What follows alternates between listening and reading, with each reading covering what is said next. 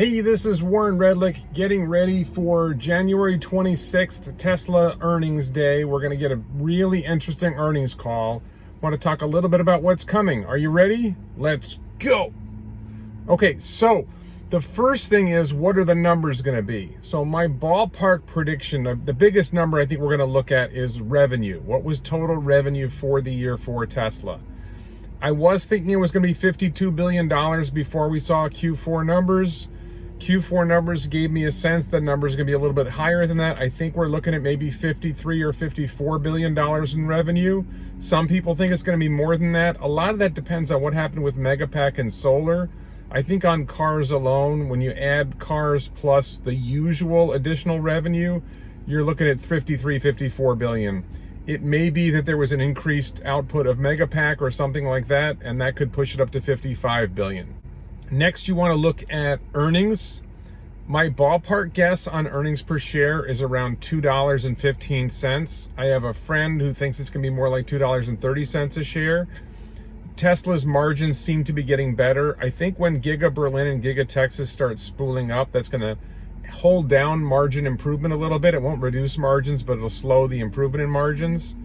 But given that Giga Shanghai produced more, that probably Giga Shanghai produces at higher margins, so there's a good chance of higher profits. So $2.15 a share earnings per share, maybe $2.30 earnings per share. So let's look at what that means going forward into 2022. We had $32 billion in revenue in 2020. Now we're looking at maybe $54 billion in revenue in 2021. What are we looking for in 2022? Well, I tend to be optimistic, but with a conservative view for 2022, I think we're looking at a ballpark of 1.7 million vehicles delivered and a significant increase in Megapack deliveries because the Megapack factory is underway and probably going to be open soon. Megapack is going to deliver a significant volume of utility-grade grid storage devices that will add $5 billion or maybe more to Tesla revenue for the year. So there's a chance we're looking at 110.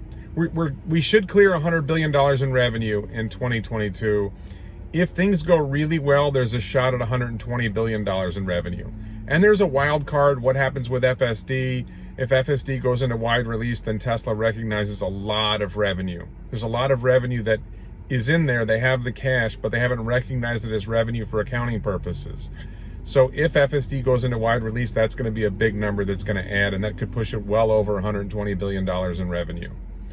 Then you look at the profit side, and I'm thinking about earnings per share for the year 2022.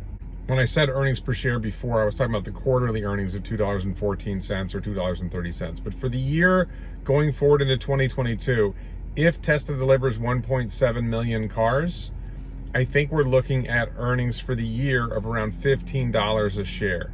If it gets better and Tesla does hit the 2 million mark, you're really looking at closer to $17 a share in earnings per share. And when you look forward and you say, well, what's the forward price earnings ratio for a company growing this fast? 100 price earnings ratio would make a lot of sense. Probably more than that, but let's say 100 price earnings ratio. And I would say 200 price earnings ratio for a company growing this insanely fast.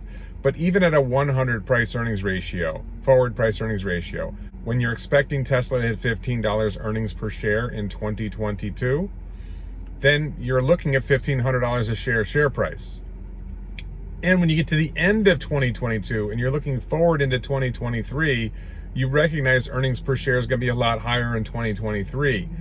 So by the end of 2022, we should be looking at really, really significant earnings per share and a share price at the end of 2022. So if we think it's going to be $15 a share for 2022 as we sit here now, and we say forward price earnings ratio of 100, we should be looking at a share price of $1,500 a share, and instead we're below $1,000 a share. So when the earnings are reported on the 26th, and you just do some basic math looking forward, it should be pretty obvious that the earnings, with the way earnings are looking for 2022, we should see the share price go up. Wall Street doesn't seem to follow any sense of logic that I understand, but that's what it is.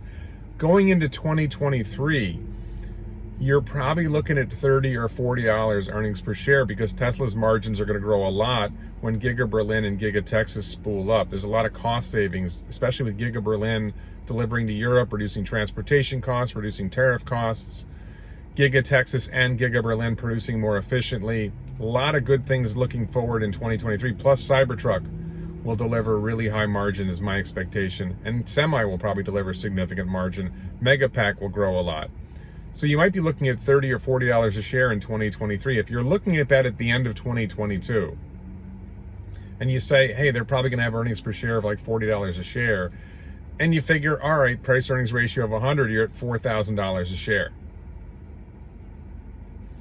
So, you know, if things go as I expect, and I'm going to post a video with my spreadsheets showing this, if things go as well as I'm saying, by the end of 2022, we could be looking at a Tesla share price of $2,500 to $4,000 a share. And it just kind of depends on what kind of earnings do we see, what kind of deliveries do we see, what kind of revenue do we see. I don't think these numbers are crazy. And this is really without this is without the robo-taxi network going live.